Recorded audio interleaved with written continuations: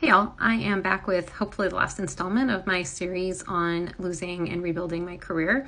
So the last video ended with me being unemployed during the pandemic, and I was lucky in some ways that as a physician, I had skills that were useful for the pandemic. So I was able to go and cover at different hospitals and help out during that time. So it felt like a service, but also did provide some income for me.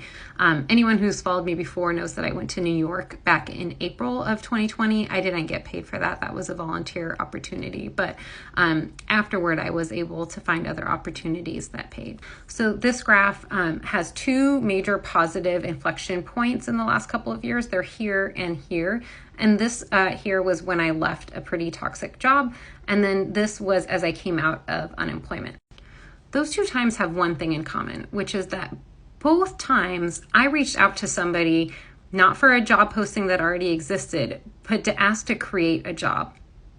I never would have predicted that I would do that. But it turned out that was the only way to get the job that I wanted, was to suggest it to somebody.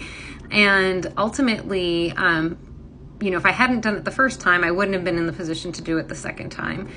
And if I hadn't done it the second time, I wouldn't have the job I have now, which is actually a wonderful job. I would not have this job if I'd listened to everyone else. So things to remember. Number one, if you are feeling alone, you are not. Number two, if you feel that you are the problem, or if you're told that you're the problem, you're probably not. Number three, you are the only one who knows what it is that you need. The only one. And number four, if the job that you want does not already exist, see if you can create it. I know not everyone will have that privilege, but I do think we all have more agency than we often think. Most importantly, you deserve happiness. You deserve happiness. So give yourself the space and time that you need to make the choices that will get you the career and life that you want. You can do it. You absolutely can do it. Look, I was in the pits and I did it, and you can too.